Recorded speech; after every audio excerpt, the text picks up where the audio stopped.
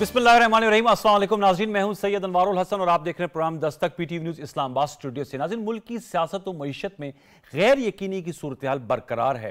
आज रुपए की कदर में बड़ी कमी देखने को मिली और डॉलर ने ऊंची छलांग लगाई। एक ही दिन में 18 रुपए का इजाफा, जिसका बिलाशुबा मुल्क की जो महंगाई की सूरत हाल है उस पर मनफी असरात मुरतब होंगे। फिर स्टेट बैंक ऑफ पाकिस्तान की जानिब से आज जो शरह सूद है उसमें 300 बेसिस पॉइंट्स का इजाफा कर दिया गया, यानी 17 से अब वो 20% कर दी गई है। IMF की शराइत में यह भी शामिल है। मॉनेटरी पॉलिसी बयान में यह भी कहा गया कि रवां माली साल में जो महंगाई की शरह है वो 27 से 29% रहेगी। वज़ीर आज़म मोहम्मद शहबाज शरीफ साहब की सरबराही में आज वफाकी काबीना का इजलास हुआ, जिसमें मुल्क की सियासी और मुआशी सूरत हाल का जायजा लिया गया। वफाकी काबीना को सुप्रीम कोर्ट अज़खुद नोटिस केस फैसले के हवाले से ब्रीफिंग दी गई। काबीना अरकान की ये राय थी कि तमाम इदारों का एहतराम लाजिम है और मुल्क इस वक्त किसी किस्म की अफरा तफरी का मुतहम्मल नहीं हो सकता।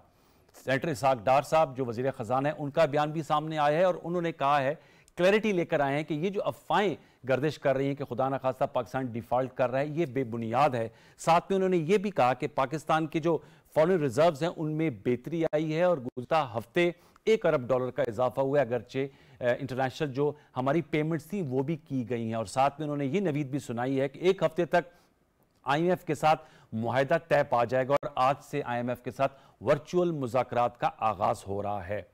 चाइना की जानिब से भी बड़ी इंपॉर्टेंट स्टेटमेंट आई है। चीनी वज़ारत खारजा ने कहा है कि वो मुल्क जो पाकिस्तान को कर्ज दे रहे हैं या जो बैरूनी ममालिक हैं वो पाकिस्तान की मदद करें मुआशी एतबार से और अपना एक मुस्बत किरदार अदा करें।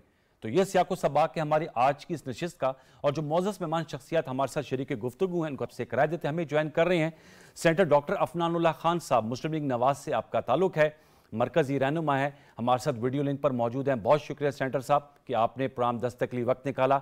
जबकि इस्लामाबाद स्टूडियोज में हमारे साथ मौजूद हैं सेनेटर डॉक्टर हुमायूं मोमन साहब, पाकिस्तान तहरीक इंसाफ से आपका ताल्लुक है, उनके मरकजी रहनुमा है। So we are honour to have 2 doctors in our show जो सेनेटर्स भी हैं।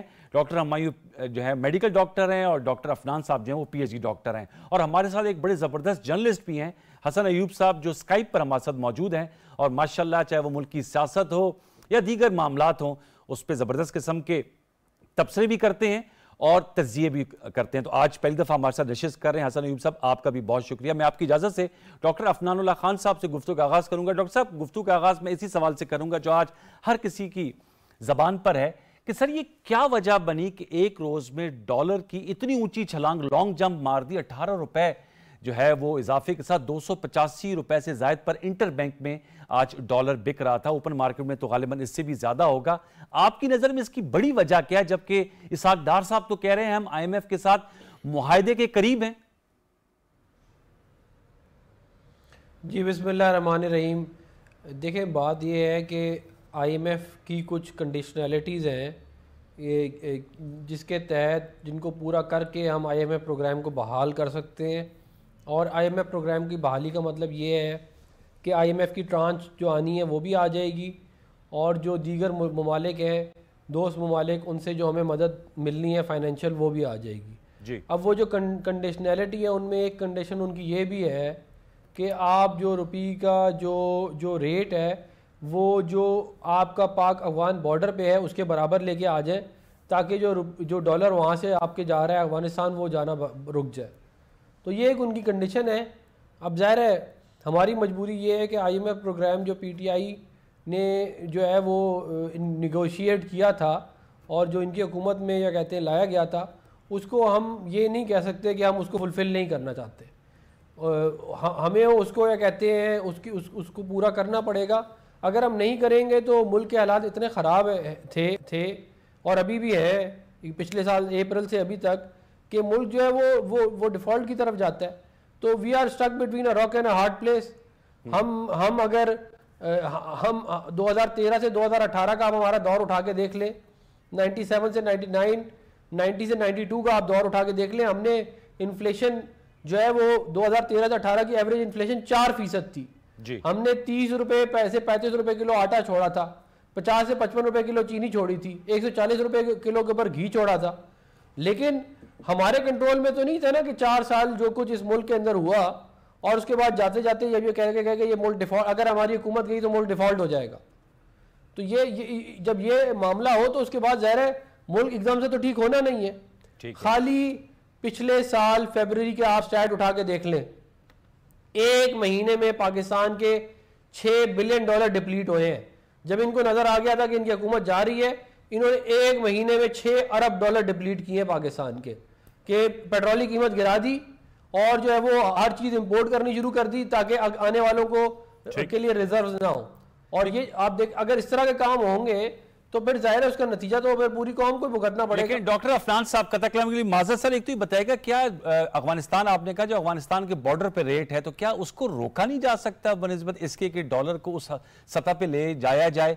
दूसरा सर, आप तो फिक्स करने आए थे ना इकोनॉमी, जाहिर बात है डॉक्टर हुमायूं मोहम्मद साहब की जमात ने IMF के साथ मुआहदा किया था, इसमें कोई दो राय नहीं है, उसी को हम आगे बढ़ा रहे हैं। लेकिन सर आप लोग तो इस नारे के साथ आए थे कि हम इसको प्रॉब्लम को फिक्स करेंगे। सवाल ये क्या ये फिक्स क्यों कर नहीं हो पा रही इकोनॉमी? देखिए, मैं इसकी मिसाल ये देता हूँ कि जब हम 2013 में आए थे तो मुल्क की जो है वो इन्फ्लेशन जो है वो स्काई रॉकेट कर रही थी, मुल्क के रिजर्व इतने नहीं थे और इकोनॉमी के हालात बहुत बुरे थे, लोड शेडिंग अपने पीक के ऊपर थी और जो है वो टेररिज्म के मसाइल रोजाना होते थे, धमाके होते थे। तो वो हमने कुछ 6-8 महीने 10 महीने में तो मसले हल नहीं किए थे ना। हमने CPEC किया, हमने पूरा 5 साल का एजेंडा लेके हम चले, उसकी इम्प्लीमेंटेशन में 2-3 साल लगे, उसके बाद हालात जाके ठीक हुए। तो अभी भी जो है वो एकदम से हमारे पास जो है वो कोई ऐसा तो है नहीं, ऊपर से पॉलिटिकल टर्मोइल PTI ने इतना ज्यादा किया है पिछले कोई, और खुद मुहिम जोई की है बाकायदा कि पाकिस्तान डिफॉल्ट हो रहा है, ऐसे ऐसे बड़ी कोई अच्छी बात है अगर मुल्क डिफॉल्ट कर जाएगा।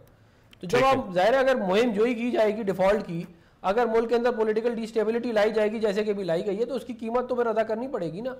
मैं ये इस बात का यकीन दिलाता हूं कि कौम याद रखे कि हमने क्या 2013 से 2018 में ऐसा कुछ किया था कि महंगाई इतनी ऊपर हो जाए। हमें मालूम है लोगों की तकलीफ का, ठीक है, लेकिन हम इतनी जल्दी मसले मसाइल, ये हाइब्रिड एक्सपेरिमेंट के जो इतनी मेहनत से बिल्ड किया गया था, वो उसके इतनी जल्दी या कहते हैं हम ठीक नहीं कर सकते, कोई भी ठीक नहीं कर सकता।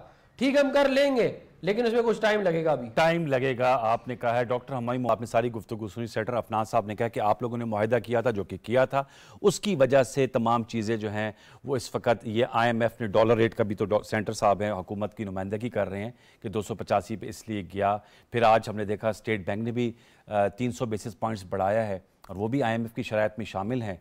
तो मैं आपसे जानना चाहूँगा सर, इस मुआहदे को क्या बेहतर तौर पे नेगोशिएट किया जा सकता था? और दूसरा, सियासी अदम इस्तेकाम की है, मौशी अदम इस्तेकाम की। बिस्मिल्लाह, शुक्रिया जी। देखिए, बात यह है कि पिछले साल इन्हीं दिनों में, ठीक है जी, मार्च है ना, ये मार्च 2022, फरवरी के एंड और मार्च में ना, इन्हीं दिनों में सारे कहते थे कि जी पेट्रोल 150 रुपए का है जी, जुल्म कर दिया है, पेट्रोल को 70 रुपए पे होना चाहिए, पेट्रोल को 80 रुपए पे होना चाहिए। यही इनके सारे जो दो नंबरी प्रोफेसर और सारे लोग हैं वो सारे यही कहते थे, ठीक है। उसके बाद इन लोगों ने कहा कि हम 13 पार्टियां बशमूल इस्टेब्लिशमेंट के, हम 14 पार्टियां मिल के इस मुल्क का निज़ाम ठीक करेंगे। और यहाँ तक कहा था कि अगर 6 महीनों में ना हुआ, और बड़ा ढंडोरा पीटा गया था कि इसहाक डार वहाँ से आएगा, और ट्वीट्स आई थी कि वो अभी जहाज़ में बैठा नहीं है और 8 रुपए या 6 रुपए डॉलर गिर नहीं गया, वो आएगा। तो उसने कहा था कि मैं डॉलर को 200 से नीचे ले आऊँगा, ये कर लूँगा, फलाना कर लूँगा। बेसिकली देखिए, होता ये है, अल्लाह ताला ने लोगों को एक्सपोज करना होता है। अच्छा, जब आप एक झूठ के ऊपर आपने बनाया होता है ना, अब अफनान साहब को ये याद नहीं है कि 2013 से लेके 2018 के दरमियान में इसहाक डार ने वही जुगाड़ लगाई थी जो अभी भी लगा रही थी, और जिसकी वजह से IMF ने एक नई कंडीशन रखी है, वो ये है कि डॉलर को फ्री फ्लोट रखो। उनको पता है कि ये जुगाड़ी है।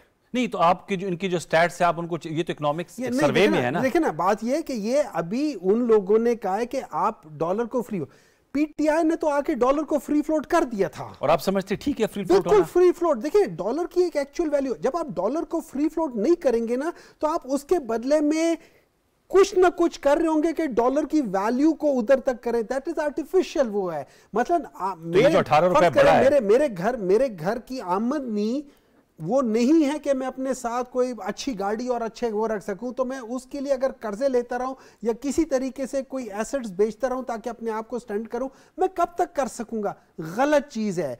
आपको डॉलर को 21 बिलियन डॉलर से उसने 10 बिलियन डॉलर को इस बात पे फूंक दिया था 5 साल में कि आर्टिफिशियली उसको मेंटेन कर सके, विच वाज जितने भी इकोनॉमिस्ट हैं दुनिया के, बहुत डॉलर ऊपर जाएगा तो महंगाई बढ़ेगी, हर चीज डिपेंड करती है हमारी, इंपोर्ट बिल बढ़ जाता है, देखिए ऑयल का इंपोर्ट बिल हो जाता है ना। ऑयल किस वजह से? अगर आप देखें दो मुआहदे ऐसे हैं, दो पार्टीज ने मुआहदे ऐसे किए हैं जिसको अभी तक पाकिस्तान भुगत रहा है, दोनों के दोनों आपके पावर सेक्टर में है, आईपीपीस के 1993 का है और 1997 आईपीपीस से बनी मोहतरमा दो है ना, नहीं एक उनके और फिर एक पेपर नून लीग ने फिर दोबारा किया था, ठीक है। इन लोगों ने जो उसमें कैपेसिटी पेमेंट्स और सारी चीजें की थी वो आज तक हम भुगत रहे हैं और वो सर्कुलर डेब्ट आज तक हमारे गले पड़ा हुआ है। इन्होंने 2013 में आते साथ ही पता नहीं 450-500 बिलियन जो है ना एकदम दिए थे पावर सेक्टर में कि हम सर्कुलर डेब्ट खत्म कर रहे हैं। विद इन 1 ईयर वो जाके दोबारा 400-500 में चल गया। तो ब्लैक होल है ना? नहीं ब्लैक, देखिए आप लोग जब छोड़ के गए तो 2600 अरब हो गया था। वो ब्लैक होल, देखिए वो ब्लैक होल जो है ना वो बनाया किसने है, ये प्रॉब्लम बनाया किसने है, हल क्या है? मैं तो चाहता हूं इसमें इंटरेस्टेड हूं, सॉल्यूशन क्या है? ठीक है, सॉल्यूशन ये है कि आज से तकरीबन 1 साल पहले कहा गया था, 9 अप्रैल को कहा गया था कि इलेक्शन करा लो, स्टेबिलिटी ले आओ, जो मर्जी जीत जाए। उस वक्त तो पीटीआई का ग्राफ बहुत नीचे था ना, इलेक्शन करा लेते 9 अप्रैल को जब आप लोग इलेक्शन, जब हम लोग जब वो क्या था ना असेंबली कर देते ना, इलेक्शंस करा देते, जो भी गवर्नमेंट आती स्टेबिलिटी के साथ आ जाती, जो भी चाहे इनकी आती हमारी आती XYZ किसी की भी आती। और अभी भी आप समझते जो इतने मखदूश मौशी हालात हैं कि इलेक्शन करा के स्टेबिलिटी आ जाएगी? दुनिया की हिस्ट्री में जितने भी डेमोक्रेटिक मुल्क हैं, जंगों के दौरान में उन लोगों ने इलेक्शंस करवाए हैं। सिविल राइट्स, सिविल वो राइट्स हो रहे थे उसमें अमेरिका में इब्राहिम लिंकन के जमाने में, उस जमाने में भी उसने इलेक्शन करवा दिए थे। और उसने जब इलेक्शन करवाने के बाद उसने कहा था कि अगर मैं इलेक्शन ना करवाता तो जो इलेक्शन नहीं करवाना चाहते थे वो तो वैसे भी 50% तो वैसे ही जी जाते। तो election is one of the major solution for the political stability, economic stability लाती है। मैं आपसे एग्री करता हूं कि इलेक्शन से एक क्लियर पाथ मिलता है, लेकिन हमारे यहाँ इशू ये है कि इलेक्शन जब होता है जो उनके नतीजे आते हैं, मैं तो जब से सहाफत कर रहा हूं हारने वाला कबूलता ही नहीं है। उसकी देखिए 13 में ये जीते इन्होंने नहीं कबूला, 2018 में आप जीते इन्होंने नहीं कबूला। उसकी वजह ये है कि सच्चाई की बात ये, हमारे इलेक्शंस में क्या होता है, हमारे इलेक्शंस में ठप्पे पड़ते हैं। तो फिर कौन मानेगा? सुन लेना ठप्पे पड़ते हैं। हाँ। हमारे इलेक्शंस में जो मरा हुआ होता है उसका वोट चल रहा है, ठीक है। अच्छा, इसको बेहतर, मैं ये नहीं कह रहा परफेक्ट, लेकिन आपको पता है कि यहां पे ये चीज गलत हो रही है, उसको बेहतर करने के बाद तरीके हैं। उनमें से एक तरीका है कि आप इलेक्ट्रॉनिक वोटिंग मशीन ले आए। अच्छा, इलेक्ट्रॉनिक वोटिंग मशीन के ऊपर बहस हो सकती थी आज से 1.5 साल 2 साल पहले, जब अफनान साहब उसके एक्सपर्ट हैं। नहीं एक मिनट है जा, अफनान साहब ने ईवीएम पे बड़ी रिसर्च की भी है। रिसर्च की है, इन लोगों ने इतनी ज़हमत नहीं की और इससे बड़ा जुल्म इन लोगों ने कोई नहीं किया, इतनी ज़हमत नहीं की कि जाके एक दफा मशीन चेक कर लेते। इसका जवाब ले तो मैं लेकिन आपने कहा कि इस हल ये था उस वक्त भी कर लिया जाता, पिछले साल इलेक्शन हो जाते तो आपके ख्याल में पॉलिटिकल स्टेबिलिटी आ जाती? Political stability is mandatory obviously for the financial stability. नुकता ये है कि उसकी किस तरह हासिल की जाए। आप डिसीजन सही और गलत ले सकते हो, लेकिन स्टेबिलिटी अगर आपको पता हो कि एक पॉलिटिकल स्टेबिलिटी आई हुई है तो उसकी वजह से आपके पास अब अच्छा एक और प्रॉब्लम होगा, जब आप पॉलिटिकल एक मिनट देते ना, जब पॉलिटिकल स्टेबिलिटी नहीं आएगी तो कोई भी आदमी आपके साथ जब मुआहदा कर रहा होगा तो वो उसमें भी वो थोड़ा सा घबरा रहा होगा। I agree with you. मैं हसन आपसे जानना चाहूंगा, सर आप बताइएगा कैसे पैरेलल ड्रॉ करेंगे? मैं ब्लेम गेम में नहीं पड़ता, जाहिर बात है सेनेटर अफनान साहब कह रहे हैं कि सेनेटर हुमायूं साहब की जमात और उनकी हुकूमत की वजह से मुआशी अदम इस्तेकाम का हम शिकार हैं। सेनेटर हुमायूं साहब कह रहे हैं कि ये जो छोड़ कर गए 10-11 माह में उससे ज़्यादा अबतरी हुई है, बेहतरी नहीं आई। मैं आपसे जानना चाहूँगा as an independent analyst, sir way forward क्या है? हम इकोनॉमिकली भी प्रॉब्लम्स का शिकार हैं और सियासी चैलेंजेस भी हैं। कल फैसला आने के बाद क्लैरिटी आ गई है, आप समझते हैं? जो पंजाब और खैबर पख्तूनख्वा के इलेक्शंस के हवाले से इलेक्शन कमीशन का इजलास भी हुआ था, कुछ इस हवाले से बताएंगे हसन साहब? देखिए, स्पेसिफिकली क्वेश्चन अगर इलेक्शंस के हवाले से आप पूछ रहे हैं तो मुझे तो नहीं लगता कि इलेक्शन होंगे। इलेक्शन पंजाब में और केपी में होते हुए मुझे कम से कम दिखाई नहीं देते। नहीं, इस फैसले के बाद भी आपको होते हुए नहीं दिखाई दे रहे हसन भाई? इस फैसले के बाद मुझे नहीं दिखाई दे रहे। जी, मुझे अनवर साहब बिल्कुल दिखाई नहीं दे रही, क्योंकि उसकी वजह यह है कि सुप्रीम कोर्ट ने खुद जो इलेक्शन कराने की जो रिस्पॉन्सिबिलिटी है वो उन्होंने फिक्स की है इलेक्शन कमीशन ऑफ पाकिस्तान के ऊपर और जो मुतलका हुकूमतों के ऊपर। तो जो मुतलका गवर्नमेंट्स हैं उन्होंने देखिए 54 डेज का प्रोग्राम तो है ही है। इसके साथ साथ आपको बेसिकली सपोर्ट चाहिए फेडरल गवर्नमेंट से, प्रोविंशियल गवर्नमेंट से, आपको फंड्स चाहिए, एक पूरा तरीकाकार होता है। यानी 90 रोज के अंदर इंतखाबात होने का तो सवाल ही पैदा नहीं होता। दूसरा, जहां पर अगर आप कहें कि जी एक डेट आ जाएगी तो फिर डेट मिसाल के तौर पर अगर वो कहते हैं कि ईद के बाद, रमजान मुबारक के बाद जब ईद आएगी, ईद के बाद की कोई डेट अगर फिक्स कर भी देते हैं, अनाउंस कर भी देते हैं प्रेसिडेंट और इलेक्शन कमीशन ऑफ पाकिस्तान आपस में मशावरत से, तो इसके बावजूद भी मैं ये बड़ी जिम्मेदारी से बात कर रहा हूं कि मुझे इलेक्शन होते फिर भी दिखाई नहीं दे रहे।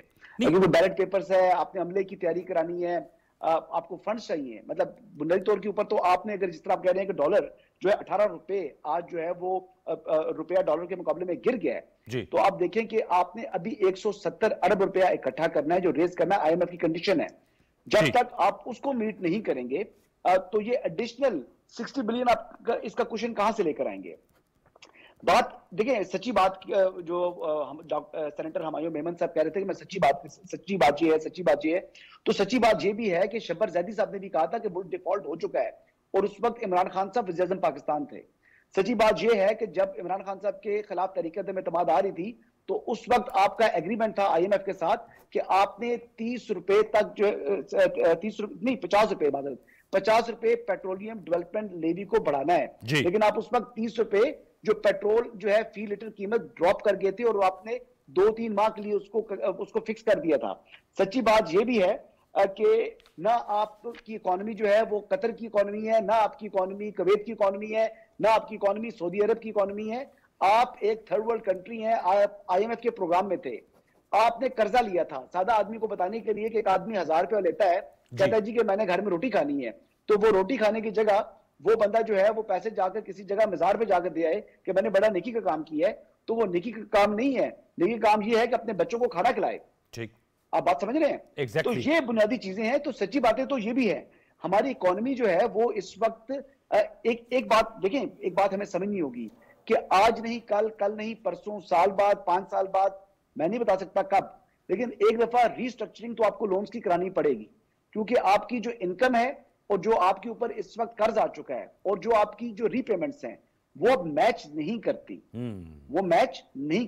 तो इस हवाले से आपको अब वे फॉरवर्ड यही है कि तमाम जो सियासी कायदीन है, चाहे वो इमरान खान साहब हैं, चाहे वो साबिक वज़ीर-ए-आज़म मियां मोहम्मद नवाज शरीफ साहब हैं, चाहे मौजूदा वज़ीर-ए-आज़म जो है वो शहबाज शरीफ साहब हैं, चाहे आसिफ अली ज़रदारी साहब हैं, सब बैठे और मुल्क को सियासी अस्करी क़यादत बैठे और मुल्क को इस बहरान से निकालने के लिए ठोस इक़दाम करें, एक दूसरे की लेग पुलिंग ना करें, बल्कि कौम को इस मसले से बाहर निकालें। नहीं, लेकिन आपने कहा कि आपकी बात तो दर्द है अवाम का। हसन साहब, आपकी तो राय बड़ी साहिब है कि सब मिलकर बैठें और इसका हल निकालेंगे। तो सुप्रीम कोर्ट असखुद नोटिस केस में सुप्रीम कोर्ट के बेंच ने भी कहा था 5 रुकनी के कि ये मामला आप खुद से तय कर लें। प्रॉब्लम ये है कि क्या वजह है कि बैठ नहीं पा रहे? सबको इदराक है, सब ट्वीट्स करते हैं। वो तो सुप्रीम कोर्ट ने इंतखाबात के हवाले से डेट फिक्स करने के लिए कहा था मिल बैठने का। माजरत के साथ देखें, ऑनरेबल जो सुप्रीम कोर्ट, नहीं, मैं एक मिसाल दे रहा था कि बैठने का तो सब कहते हैं, मेरा मिसाल देने का मकसद ये था कि बैठने का तो सब कहते हैं, लेकिन बैठ नहीं रहे ना। रुकावटें क्या है आपके ख्याल में फिर बैठने में? रुकावट सबसे बड़ी ईगो। और इमरान खान साहब तो जब प्राइम मिनिस्टर पाकिस्तान थे तब भी उन्होंने ओपोजिशन के साथ बैठना पसंद नहीं किया। अब तो वो ओपोजिशन में है, अभी भी वो बैठना पसंद नहीं करते। पहले भी जो है वो स्पीकर नेशनल असेंबली उस वक्त के जो असद कैसर साहब थे वो उनकी जगह जो है वो उनकी नुमाइंदगी करते थे। तो देखिए, जाती जो है पर्सनल लाइक्स एंड डिसलाइक्स जो है, जब वो सियासी मुखालिफ था उसके साथ बैठना कोई मेरे ख्याल से हर्ज नहीं था अगर मुल्की मुफाद था। और अगर वो मीटिंग्स कॉल ऑन हुई हैं जिसमें इनकी जमात के तमाम लोग बैठे थे, पाकिस्तान तहरीक इंसाफ के, तो वहां पर जो है इमरान खान साहब भी बैठते तो वो ज्यादा एक जो है वो मौसर गुफ्तगू हो सकती, शायद कोई ठोस सिमत का तयन हो सकता था। लेकिन हसन भाई, आप इमरान खान साहब ने तो ये कहा ना, अगर ये इलेक्शन की डेट सेंटर की अनाउंस करते तो मैं बात करने के लिए तैयार हूं, मशरूत बैठने के लिए तो तैयार है ना। मशरूत है ना खान साहब जो है वो बात करके झूठन भी ले लेते हैं ना, वो बाद में उस बात पर खड़े नहीं रहते। यानी अगर कोई ठोस बात करे खान साहब, तो मैं आज भी कह सकता हूं यकीन से कि अगर मिसाके मौशियत के हवाले से, जैसे जो है as a opposition leader Shahbaz Sharif साहब ने कहा था कि हमें बैठना चाहिए, तो अगर उस तरीके के साथ आज भी कोई उनकी तरफ से पेशकश हो गैर मशरूत, देखिए जब आपने गैर मशरूत इकोनॉमिक टर्माइल से निकालना है तो फिर आप शराइत आयद नहीं करते। जब आप शराइत आयद कर दें तो फिर आप, इसका मतलब है कि आपका मकसद कुछ और है और अब आप उस मकसद के असूल के लिए बैठना चाह रहे हैं, ना कि आपने मुल्क को जो है इस बुरान से निकालना है। अच्छा, जहां तक खराबी की बात है पाकिस्तान मुस्लिम लीग नवाज की, देखिए गवर्नमेंट ऑफ द डे के ऊपर भी जो है ना जिम्मेदारी आयद होती है। जब ये गवर्नमेंट में आए थे तो इन्होंने उस वक्त ये नहीं कहना चाहिए था कि हम मुल्क को इस मुआशी बुरान से निकाल लेंगे, क्योंकि उस वक्त जो कंडीशन थी आपको अंदाजा ही नहीं था, और जब आपको अंदाजा ही नहीं था तो आप बाहर से बैठकर आप आवाम से, कौम से वादे क्यों कर रहे हैं? आपको तो ये देखना चाहिए था कि आप पहले अंदर आते और फिर एक हफ्ते बाद, 2 हफ्ते बाद प्राइम मिनिस्टर कौम से खिताब करते और कहते जी ये पोजीशन है, सच ये है, अगर तो हमने मुल्क को निकालना है तो ये मुश्किल फैसले हमें करने होंगे। लेकिन उन्होंने इस तरह नहीं किया। उन्होंने पहले जो है वो एक सुहाने ख्वाब दिखा दिए कौम को कि हम जो मुल्क को इस मुआशी मुश्किलात से निकाल लेंगे। जब आपका जो रीपेमेंट्स हैं, एग्जाम्पल दे रहा हूं कि अगर आपने पहले 1500 रुपए देना था, ठीक है, तो अब आप जो है वो 3500 रुपए दे रहे हैं जी सालाना, मैं एग्जाम्पल दे रहा हूं, इतना फर्क पड़ गया। और आपकी इनकम टोटल जो है वो क्या कहते हैं 6000 रुपए है। तो ये तो आपकी सिचुएशन है जिसमें आपने अपने जो है वो तमाम अखराजात भी निकालने हैं, अपनी पेंशन और सैलरीज भी पे करनी है और मुल्क को भी चलाना है। तो ऐसे तो मुल्क चलता हुआ नजर नहीं आ रहा जो हालात हो चुके हैं मुल्क। आप हम नुकात उठाए, मैं एक छोटा सा वक्फा लूंगा, वक्फे के बाद आएंगे तो सेंटर अफनान से और सेंटर हुमायूं साहब से गुफ्तगू को आगे बढ़ाएंगे और मुख्तलिफ नुकात जो अब तक बहस में आए हैं इस पे उनके भी मौकफ लेंगे। एक छोटा सा वक्फा लेते हैं, दोबारा लौट के आते हैं, हमारे साथ रहिए।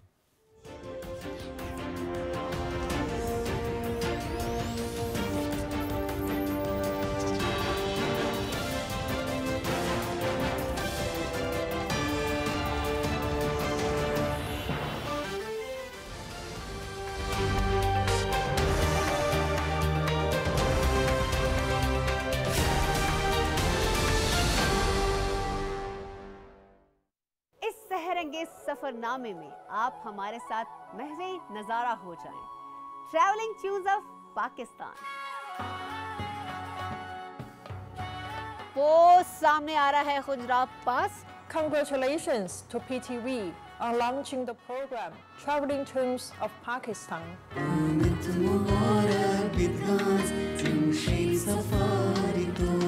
ये खूबसूरत मकाम, ये खूबसूरत मंजर, ये नज़ारे आप देख रहे हैं।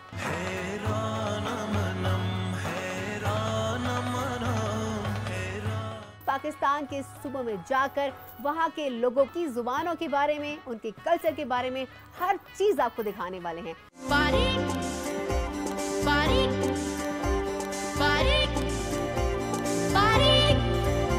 ट्रैवलिंग ट्यून्स ऑफ पाकिस्तान में चित्राली बहन भाइयों को खुश आमदीद। आज का हमारा पड़ाव है चित्राल में।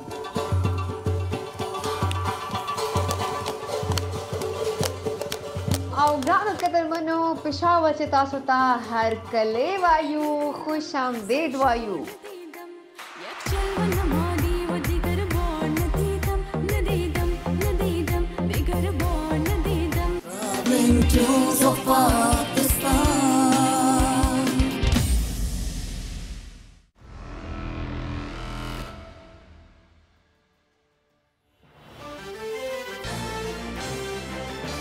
सेंटर अफनान साहब, सर सेंटर हुमायूं साहब ने 2 बातें की कि 9 अप्रैल को जब लास्ट ईयर असेंबली तोड़ी गई तो उस वक्त यही बात थी कि जी इलेक्शन में जाते हैं।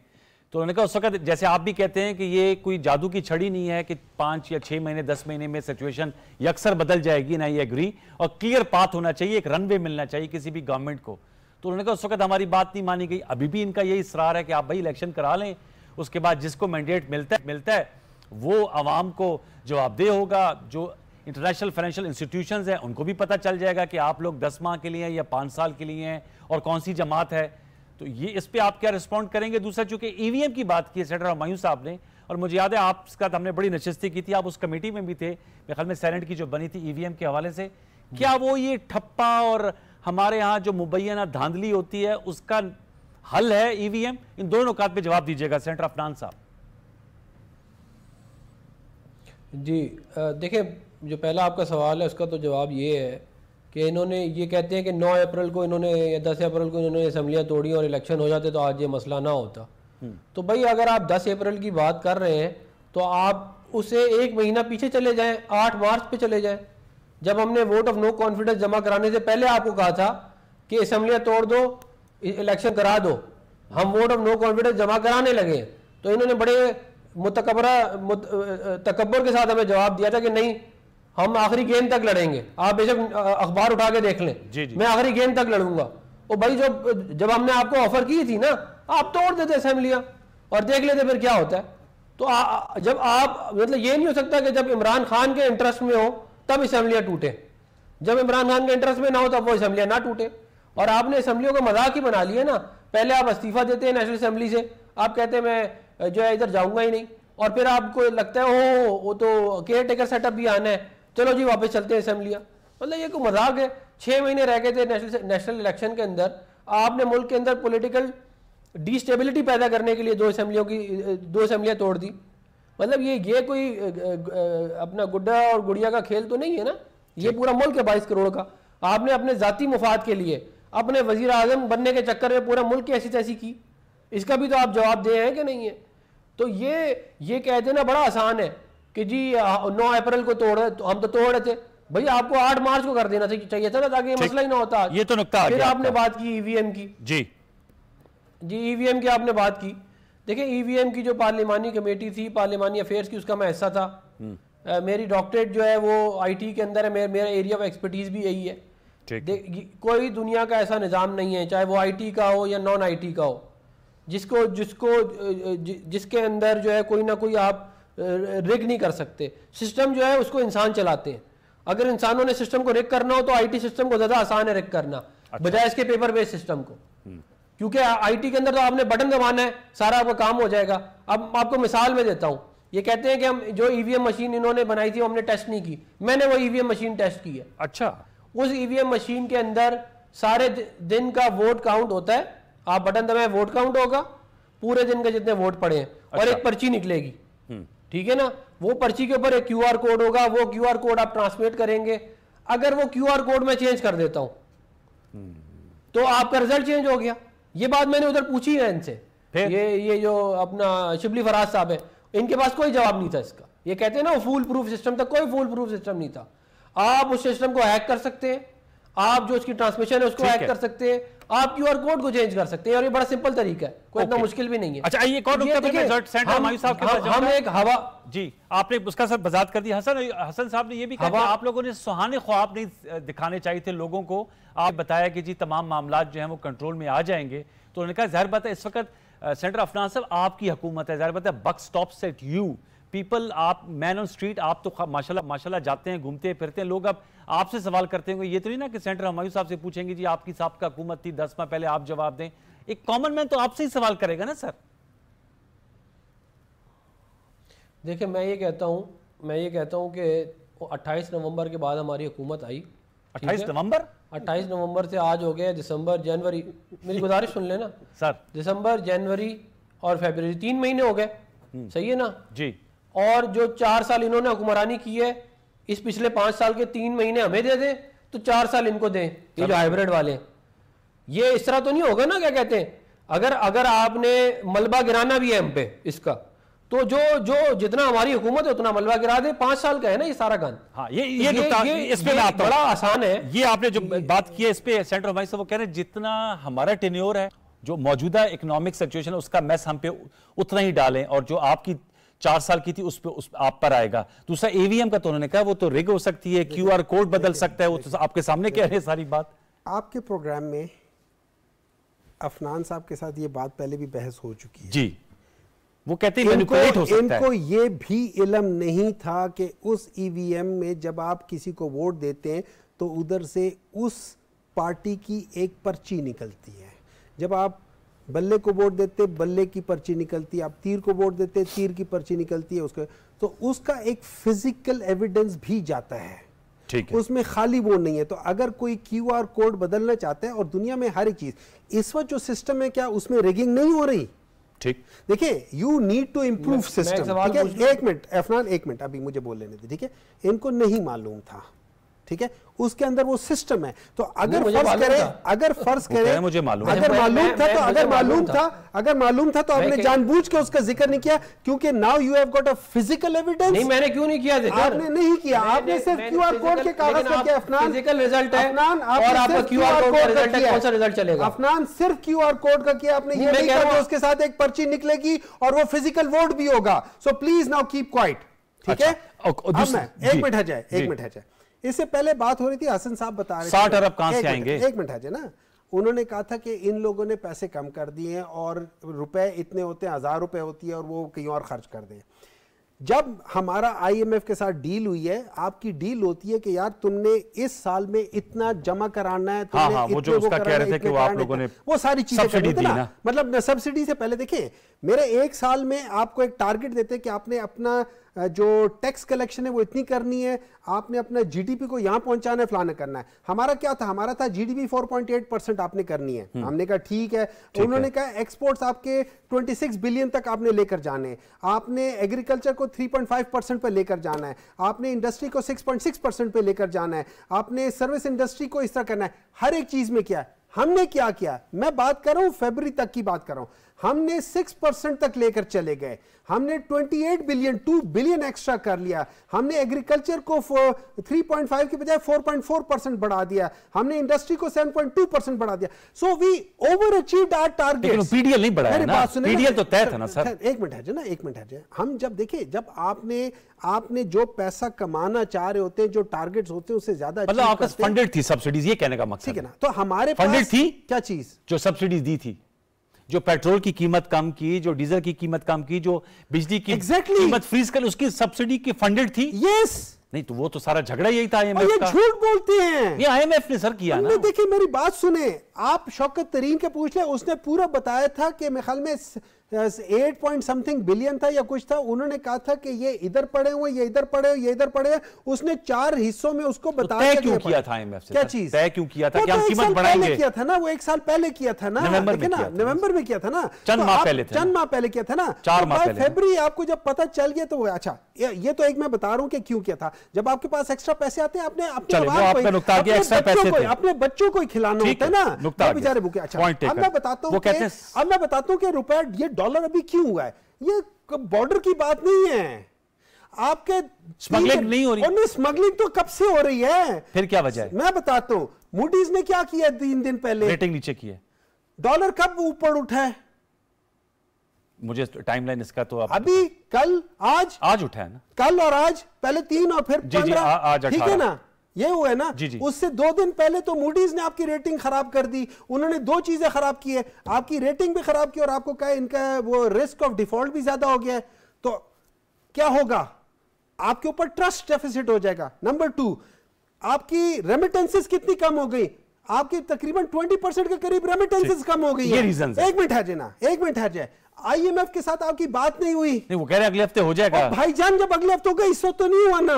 आपका हो जाना चाहिए था, आपका हो जाना चाहिए था। ये आपकी बात ठीक नहीं हुआ ना। देखिए, आपको ये होना चाहिए। मिफ्ता इस्माइल ने क्या कहा है और सारे इकोनॉमिस्ट क्या कह रहे हैं? नंबर 1, आपने 3% साहब की बातें पसंद आ रही हैं आपको? नहीं, मैंने सबकी बात की है। आपने 3% इंटरेस्ट बढ़ा दिया, ठीक है। उससे क्या होगा? आपकी सर्कुलेशन ऑफ मनी खत्म हो जाएगी, ठीक है। उसकी वजह से क्या होगा? एम्प्लॉयमेंट खत्म हो जाएगी, इन्फ्लेशन बढ़ जाएगी। आप सत्यानाश का हल बताएं ना डॉक्टर साहब, इसका हल बताएं ना। हल इसका तो सर हल होगा ना, तशखीस तो हो गई ना। मेरी बात सुने, इसका हल ये है, 2 चीजें इसका। इलेक्शन के अलावा कोई बताइए ना, बैठ के बात हो सकती है। देखिए मेरी बात, इकोनॉमी पे देखिए, जहां आपकी विजनरी डिफरेंसेस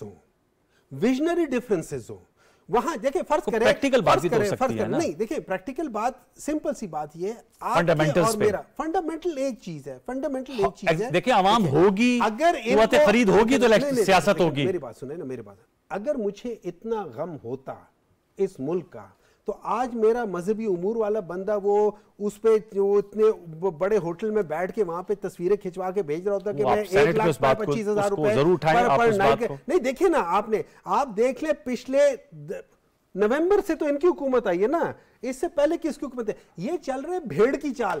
वहां से किसी ने कह दिया ना कि हमारी हुकूमत ये, अब इनको नहीं पता कि क्या है। अब नहीं, उन्होंने डेट बड़ी, ये अफनान साहब बड़ी इंटेलिजेंट है सर जी, 28 नवंबर का जो कह रहे हैं, आपको पता है की चाल है, ये भेड़ की चाल है। जहां से आ गया ना कि अब ये करो, ये बयानिया बनाना चाह रहे हैं, वो बयानिया नहीं बनेगा। ये लोग आए हैं अप्रैल में, अप्रैल से लेकर, मुझे पता है बजट किसने दिया है? मैं डॉक्टर मिफ्ता इस्माइल साहब ने दिया। वो किस पार्टी का है? नून लीग के। तो फिर मुझे बताओ हुकूमत किसकी? ये अफनान साहब से पूछो। अफनान, देखिए अफनान बेचारा जो है ना, अफनान बेचारे ने अपने पार्टी लीडरशिप के बगैर गया तो इसका मिफ्ता से ज्यादा बुरा हाल होगा। वो सबके पार्टियों का यही हाल है। मैं कह सकता हूं, ये नहीं कह सकता, मैं पूछ सकता हूं, कह सकता हूं अफनान साहब आप कह, सुन ले, मैं कह सकता हूं कि हमने सब्सिडी दी थी पेट्रोल पे, अगर वो डायरेक्टेड मतलब ब्लैंकेट सब्सिडी की बजाय टारगेट तो बेहतर होती, तो वो गलत था, मैं कह सकता हूं। अफनान साहब हिम्मत नहीं है। चलिए अफनान साहब से पूछते, सर आप में हिम्मत नहीं, आप इख्तलाफ नहीं कर सकते? ये चैलेंज कर दिया आपको डॉक्टर साहब। नहीं, मैं बिल्कुल इख्तलाफ कर सकता हूं, जहां पे इख्तलाफ की जरूरत होती है वहां पे मैं कर सकता हूं। और इमरान खान साहब जो हैं वो इतने बड़े डिक्टेटर हैं कि वो तो किसी की बात, किसी को इंसान ही नहीं समझते। वो आप उनके घर जाएं तो वो आपको चाय ना पिलाएं। ये इंसान है उसका आप उससे मुकाबला कर रहे हैं। नहीं, मैं टाइमलाइन पर मेरा क्या एतराज है? मैं जो बात कह रहा हूँ बिल्कुल जी करें आप। ठीक है। मैं ये कह रहा हूँ कि जो है वो जो 28 नवंबर वाली बात है, मैंने बिल्कुल सोच समझ के कही है। उससे पहले हालात ठीक नहीं थे, वो हाइब्रिड का तजुर्बा चल रहा था। अच्छा, हाइब्रिड का जो इन्होंने रखा था ना, क्या कहते हैं अपना संग, वो बुनियाद 2018 में, वो उसका वो तजुर्बा हुआ, उसके आफ्टर शॉक्स अभी भी आ रहे हैं, अभी भी आ रहे नहीं हुआ। देखें, जब आप अभी भी आफ्टर शॉक्स आ रहे हैं, इमारत बनाते हैं अभी भी सर आफ्टर शॉक्स। आपने 20 साल लगा के आपने मुल्क के अंदर ब्रेन वॉशिंग की, और आपने एक ऐसे आदमी को जो सादिक और अमीन नहीं है उसको सादिक और अमीन बनाया, तो वो एक दिन सुबह उठेंगे तो खत्म तो नहीं हो जाएगा ना, वो खत्म करते करते भी टाइम लगता है। अच्छा। ऐसे नहीं है क्या कहते हैं कि स्विच लगा हुआ ऑन ऑफ कर दिया, तो वो जो ब्रेन वॉशिंग हुई है वो एकदम से थोड़ी जाएगी। और जहां तक देखें ये बात इकोनॉमी की करते हैं, अगर हम इतने ही बड़े हमें इकोनॉमी मैनेज ना करनी आती, हम इतने ही बुरे होते और हम इतना ही खराब हमारा सिस्टम होता तो हम 2013 में भी यही करते थे ना। हमने तो दुनिया पाकिस्तान की तारीख में सबसे ज्यादा लो इंटरेस्ट रेट रखे, हमने पाकिस्तान की हिस्ट्री का सबसे ज्यादा रिजर्व रखे, हमने सीपैक किया, हमने 11,000 मेगावाट के कारखाने लगाए, नीलम झेलम डैम बनाया, वो ये कुनर डैम बनाया, ये जो दासू डैम कंप्लीट होने के करीब है। इन्होंने एक प्रोजेक्ट नहीं लगाया।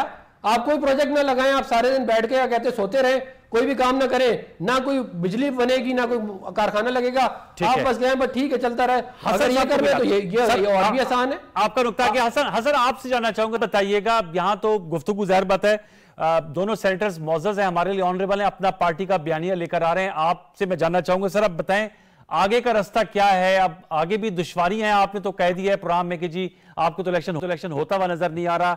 वो सवाल मेरा तिश्ते की रह गई, जवाब नहीं है कि 60 अरब रुपए कहां से मिलेंगे जब 170 रुपए के टैक्सेस लगाएं IMF को देने। क्या कहेंगे हसन अयूब साहब? देखिए जी, बात बड़ी वाज़ेह है, बड़ी क्लियर है। ये देखें ना, ये तो दो सेनेटर्स हैं, आपस में नहीं बैठ पा रहे एक दूसरे से किसी बात पर इनका इत्तेफाक नहीं हो सकता। आपको लगता है कि जो इमरान खान साहब हैं वो किसी की बात सुनेंगे? मैं गारंटी से कहता हूं कि अगर हमारे सेनेटर हुमायूं साहब आज कोई बात कमिट करें, वो कह रहे इमरान खान साहब के पास वो जाएं, तो उन्होंने उनकी बात को बिल्कुल खातिर में नहीं लेकर आना, इनकी बात सुनी अनसुनी कर देनी है, इनकी बात नहीं माननी उन्होंने। बात यह है कि यहाँ पर ईगोज जो हैं वो मुल्की मुफाद से जो है वो बालातर हो चुकी हैं। बिलखुसूस इमरान खान साहब के हवाले से ये उनके साथ ये प्रॉब्लम है। और देखिए ना, जब साइफर का आपने बयानिया बनाया तो साइफर के बयानिया ने पाकिस्तान के ताल्लुकात जो हैं वो सिर्फ अमेरिका के साथ खिलाफ नहीं किए, बल्कि इसके बाद जो हमारे जितने डिप्लोमेट्स थे दुनिया में उनको भी जो है वो शक की निगाह से देखना शुरू कर दिया दुनिया ने। तो आपने अकेले आइसोलेशन में मुल्क कभी भी तरक्की नहीं करता, ना ही वो ट्रेड करता है। फिर आपके जो वहां पर फॉरेन मिशन थे उन्होंने वहां पर बैरूनी दुनिया में ही मूव करना होता है, वहीं से आपके पास बिजनेस अपॉर्चुनिटीज आती हैं। अभी एक गुड न्यूज ये है कि रशिया से जो सस्ता तेल लेने की जो डील है वो खासी नजदीक जा चुकी है। इससे किसी हद तक जो है वो जो पेट्रोलियम की प्राइसेस हैं वो शायद मजीद नीचे आए। लेकिन देखिए, आप अगर इकट्ठे होंगे तो मुल्क ताकतवर होगा, अगर ये आपसी इख्तलाफात ज्यादा बढ़ाएंगे तो मुल्क मजीद कमजोर होगा। और सबसे ज्यादा नुकसान किसको होना है? ये तो रूलिंग एलीट है, ये सेनेटर्स हैं। देखिए, ये मुल्क पर इस वक्त हुक्मरानी कर रहे हैं, लेकिन मुश्किलात किसके लिए होनी है? कॉमनर के लिए, मेरे लिए, आपके लिए, हमारे बच्चों के लिए, जो हमारी क्लास है, जो हमारी क्लास के लोग हैं, उनके लिए जो है वो ज्यादा मुश्किलात पैदा होंगी। तो बुनियादी तौर के ऊपर जो इंतखाबात हैं इनकी जल्दी नहीं करनी चाहिए। पहले जो मईशत है जो खराब हो चुकी है, लोगों के पास खाने की एक टाइम का खाना नहीं है, इस मामले को हल करें, इस सिमत में पाकिस्तान को आगे बढ़ाएं और उसके बाद इंतखाबात की तरफ जाना चाहिए। कोई नहीं, 2-4 माह, 5 माह, 6 माह से कोई क़यामत नहीं आ जानी। और इतनी हेस्ट किस बात की है? यानी मैं सवाल करता हूं जो सेनेटर जो है वो हमारी मेमन साहब, कि इतनी हेस्ट क्या है? इतनी हेस्ट क्या है सर? में इलेक्शन क्यों चाहिए आपको? जी, इसका जवाब दे दे, इतनी हेस्ट क्यों है? कौन सी क़यामत आ रही है? देखिए, सिंपल सी बात ये है जी, कॉन्स्टिट्यूशन ऑफ पाकिस्तान जो है वो खाली एक डॉक्यूमेंट नहीं है, वो पाकिस्तान की बुनियाद है जी। ठीक है, कॉन्स्टिट्यूशन ऑफ पाकिस्तान में लिखा हुआ है कि जब आप एक असेंबली को डिसॉल्व कर लेते हैं, ठीक है, टेन्योर से पहले, ठीक है, टेन्योर से पहले 90 दिन के अंदर अंदर उसने इलेक्शन होना ही होना है। अब अगर कोई शख्स या कोई जमात या कोई इंस्टीट्यूशन उसको नहीं करता तो वो कॉन्स्टिट्यूशन की खिलाफ वर्जी करता है। और ये जो 60 अरब रुपए देने होंगे अगर नहीं है, मैं वैसे सवाल कर रहा हूं, मैं आपको बता रहा हूं जो मजबूरियां हैं। देखिए, मेरी बात सुने, मजबूरियां नहीं होती इन चीजों में। देखिए, सिंपल सी बात ये, मजबूरी ये होती है, मैं आपको एक बात बता रहा हूं, एज अ डॉक्टर बता रहा हूं, अगर एक बंदे को हार्ट अटैक हो रहा है, जी मेरे पास पैसे नहीं है, इसको मरने दो, नहीं होता। आपने बात चीजें करनी होती, आप अपना गाड़ी को बेच के उसकी जान बचानी होती है। बात चीजों के लिए दे आर इंपॉर्टेंट, लेकिन जब आप लोग अपनी उसके लिए किसी मंतक की वजह से उसको जस्टिफाई करना शुरू कर देते हैं, ठीक है, इसका मतलब यह है कि यू डू नॉट रियली। और एक बात याद रखिए, फर्ज करें आज फॉर वट एवर रीजन, आज अगर ये इलेक्शंस 90 दिन में नहीं होते, 100 दिन में होते, और जैसे इन्होंने कहा कौन सी क़यामत आ जाएगी कि 4 महीने, 6 महीने में हो जाए, मेरी बला से 10 महीने में से हो जाए, ये एक प्रेसिडेंट सेट करेगा। हाँ, ये हसन साहब, ये एक मिनट है ना, हसन साहब को एक मिनट है। फिर हसन साहब ने बात की थी साइफर की। देखिए, साइफर के साथ बात बहुत पिट चुकी है। एक मिनट, मैं सिर्फ एक चीज बताना चाहता हूं, cipher is just a document in a secret language. आप उसको हर्फ ब हर्फ नहीं कर सकते ताकि कोड ना हो। बाकी साइफर आपकी जो जितने भी आपके जो बाहर बैठे होते हैं ना, ये जो आपके डिप्लोमेट्स होते हैं, वो साइफर के थ्रू ही भेजते हैं, और वो सारी चीजें क्लासिफाइड होती है ना। सर जी, क्लासिफाइड का मतलब आप उसको हर्फ ब हर्फ नहीं बता सकते हैं। हसन, ये जो नुक्ता उठाया डॉक्टर हुमायूं ने, ये बात मैंने भी सुनी कि अगर एक दफा मिसाल कायम हो गई, आपको याद होगा पहले भी 90 दिन के इलेक्शन कहा था जब भुट्टो साहब की हुकूमत का तख्ता उल्टा था। सुप्रीम कोर्ट ने तो अभी भी कह दिया है कि जो अगर 90 दिन से भी ज्यादा जी कहा है, इलेक्शन कमीशन प्रेसिडेंट के साथ वो कहा 49 में कहा तो आगे पीछे कर ले, लेकिन वो बेरेस्ट मिनिमम क्या कहा है सर? वो बेरेस्ट मिनिमम का टाइम है। लेकिन मैं आपको ये आज जिम्मेदारी से बता रहा हूं कि अगर 13 अप्रैल को या 14 अप्रैल को 90 दिन पूरे हो रहे हैं पंजाब के जी, तो इलेक्शन 14 अप्रैल को तो नहीं हो रहे। अगर ईद के बाद अनाउंस कर रहा है इलेक्शन कमीशन ऑफ पाकिस्तान, तो वो जो टाइम की वॉल्यूशन है 90 डेज की, वो तो अभी भी हो चुकी है। वो तो हो रही है, तो 90 डेज का टाइम तो वैसे भी गुजर चुका है। तो डॉक्टर साहब खाली जरा गौर करें कि वो 90 डेज का टाइम तो गुजर चुका है। अगर वो, यानी आप कह रहे हैं कि आइन से जो है इनराफ हो चुका है, यानी जो आईनी मुद्दत है उसको ऑलरेडी क्रॉस कर रहा है 90 डेज को, तो फिर 6 महीने गुजार देना जनाब। चले, आपका इसमें इख्तिलाफ है, मैं अफनान साहब से ले लूं, आपका इख्तिलाफ है, प्रिंसिपल इख्तिलाफ ठीक है, नुक्ता आप इसी तरीके से हमने ज़ियाउल-हक को भी जस्टिफाई किया, इसी तरीके से हमने अयूब खान को भी जस्टिफाई किया, इसी तरह हमने मुशर्रफ को भी जस्टिफाई किया। अगर आप यही चीज करनी है तो आप लोग करें। I am sorry, I am not in it. Afnan साहब, आप तो सर बड़े जबरदस्त, आपके तो वालिद साहब के भी क्रेडेंशियल्स जैसे डेमोक्रेट, आपकी क्या राय है सर ये 90 दिन की जो बहस हो रही है? डॉक्टर अफनानुल्लाह खान साहब। देखिए, मेरा इसके अंदर ये ख्याल है कि जो अदालतें और जो इलेक्शन कमीशन जो है वो डिसाइड करे आइन और कानून के मुताबिक, वो हमें काबिल कबूल है। अच्छा, हम इलेक्शन से भाग नहीं रहे, हमने पूरे जो डिविजनल विजिट्स हैं वो हम आधे कर चुके हैं पंजाब के, हम पख्तूनख्वा में भी कर चुके हैं। तो हम अपनी तैयारी पूरी कर रहे हैं, हम इलेक्शन से नहीं भाग रहे। अच्छा। ये इलेक्शन कमीशन और अदालतें जो डिसाइड करेंगी आइन और कानून के मुताबिक होना चाहिए, उसको हम फॉलो करेंगे, उसको आप फॉलो करेंगे। जहां तक ये बात अक्सर लोग साइफर की करते, जी साइफर पे आप कुछ कहना चाह रहे थे? जी जी जी।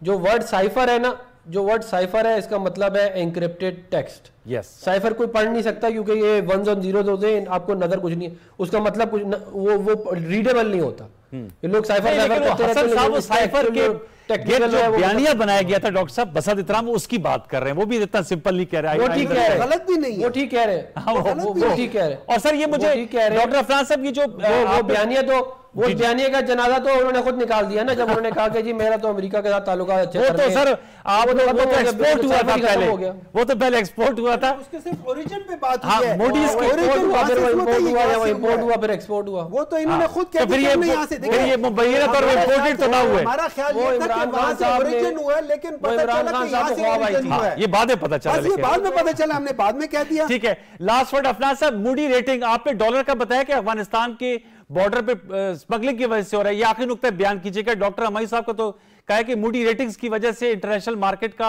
आप पे एतबार नहीं है, इस वजह से इंटरनेशनल फाइनेंशियल इंस्टीट्यूशन का इसलिए हुआ है, और टाइमिंग इसका कहते हैं, जल्दी से इसका जवाब दे दीजिएगा अफनान साहब। देखिए बात ये है कि इकोनॉमिक हालात खराब इसलिए हैं क्योंकि इमरान खान ने 4 साल मुल्क की इकोनॉमी को तबाह बर्बाद किया, हाई इंटरेस्ट के ऊपर शॉर्ट टर्म लोन लिए जो अब हमें रीपे करने पड़ रहे हैं, और साथ साथ जाते जाते पाकिस्तान के फॉरेन एक्सचेंज रिजर्व्स को डिप्लीट किया, और अब आगे बड़े मस्कीन बन के बैठ गए कि जी मुल्क की रेटिंग, और भाई अब ये मुल्क 75 साल वालों ने तो डिफॉल्ट के करीब कभी नहीं लेके आए, आपके 4 साल बाद डिफॉल्ट के करीब आ गया ये सवाल बताए ना। चलो ये सवाल घूमते रहिए, पहले तो कभी डिफॉल्ट के करीब नहीं आया, आप लोग डिफॉल्ट के करीब लेके आगे छोड़ के गए। चले ये सब स्कीम बन के कह रहे हैं तो चलती रहेगी, वक्त की तंगी आ गई, एक साथ नहीं आई थी, अब 13 की तारीख एक साथ आ गई। आप ये वे फॉरवर्ड देखें, ये हमारे मोअज़्ज़िज़ जो सेनेटर बैठे हुए हैं आपस में किस तरह उलझ पड़ते हैं। देखिए थोड़ा सा आपको संजीदगी का मुजाहरा करना पड़ेगा, मुल्क बड़े नाजुक दौर से गुजर रहा है, इकट्ठे जो है एक दूसरे को बर्दाश्त करें और मुल्क की इकोनॉमी को दुरुस्त करने की तरफ बढ़े। On this point I have to close the show, आपने सही कहा, एक दूसरे को बर्दाश्त करें और आगे बढ़े। बहुत शुक्रिया, बड़ी एनिमेटेड आपने गुफ्तगू की, आपका बहुत शुक्रिया। सेंटर हुमायूं साहब, सेंटर अफनानुल्लाह खान साहब, सर आपका बहुत शुक्रिया। Hasan, thank you very much for joining us. Viewers, आपने देख लिया कि मामलात पेचीदा हैं, उसके लिए लेकिन शर्त यह है मिल बैठकर सर जोड़कर इसका हल निकालना है। अगर एक दूसरे पे दुश्मन तराजी जारी रही तो हल नहीं निकलेगा और इस तरह ओपन एंडेड डिस्कशंस रहती रहेंगी। इस हफ्ते का स्पेल अपने इख्तिताम को पहुंचता है, फीडबैक जरूर दीजिएगा फेसबुक और ट्विटर पे। अगले हफ्ते तक के लिए सैयद अनवारुल हसन और प्रोग्राम दस्तक की प्रोडक्शन टीम को इजाजत दीजिए। अपना बहुत सा ख्याल रखिए। अल्लाह ने के बाद।